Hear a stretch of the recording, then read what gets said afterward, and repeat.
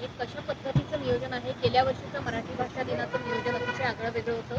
यावर्षी राज ठाकरेंच्या मनामध्ये, तुमच्या मनामध्ये कोणती वेगळी पद्धत? नाही, यावर्षी सुद्धा मराठी भाषा दिन हा अतिशय दणक्यात महाराष्ट्र नवनिर्माण सेनेतर्फे साजरा केला जाणार आहे.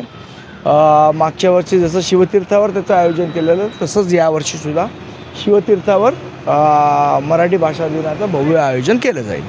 पुस्तक प्रदर्शन आणि इतर कार्यक्रम इतर कार्यक्रमसुद्धा असतील, निश्चितपणे असतील. ठाकरे त्याची सगळं नियोजन चालू आहे. ठाकरे बंधू पुन्हा एकत्र दिसणार त्यात निमंत्रितांमध्ये मला कोण कोण कळलं असेल? नाही, अजून सगळं नियोजन चालू आहे. नियोजन झालं की नक्की सांगू तुम्हाला. संजय राऊत आणि तुम्ही यांचं वाक्य गेले 2 दिवस संजय राऊत आज असं म्हटलेले आहेत की जे आरोप करतायत तर तुम्हाला सुद्धा अशा प्रकारचे काही कमिशन मिळाली होती का? काही कमिशन मिळालं होतं का? मुळात काय झालं आहे माहिती आहे का? मोजायला गेले होते का? मुळात असं झालं आहे, सुपर प्रवक्त्यांचा प्रॉब्लेम हा झाला आहे की सुपर प्रवक्त्यांना सुपर उद्धव ठाकरेंची भीती वाटायला लागली आहे का नाव घ्यायला. सुपर उद्धव ठाकरेंनी सगळ्या चंद्रपूरचं कान घडवून आणलं आणि सुपर प्रवक्त्यांना याबद्दल कल्पनासुद्धा नव्हती. त्यामुळे सुपर प्रवक्त्यांनी आता काय झालं, सुपर प्रवक्ते काय करतात आता चंद्रपूरचे नगरसेवक तर गेले. आता लहानपणी जी आपण गोष्ट ऐकलेली, अगं अगं म्हशी मला कुठे नेशी, अशी अवस्था संजय राऊतांची झाली आहे. त्यामुळे असं बोलावं लागतं त्यांना.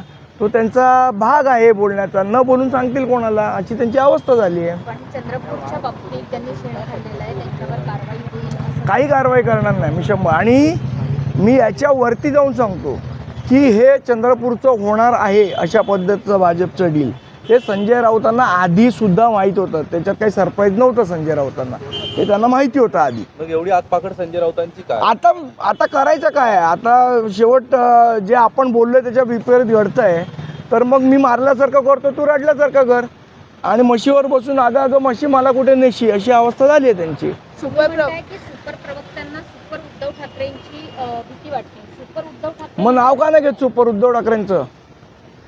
सुपर उद्धव ठाकरेंचं नाव घोषित करावं सुपर प्रवक्त्यांनी. या सुपर उद्धव ठाकरेंनी हा सगळा निर्णय घडवून आणला. निश्चित. आणि हे सुपर प्रवक्त्यांनाही माहिती आहे. हिंमत असेल तर सुपर प्रवक्त्यांनी नाव घ्यावं त्यांचं.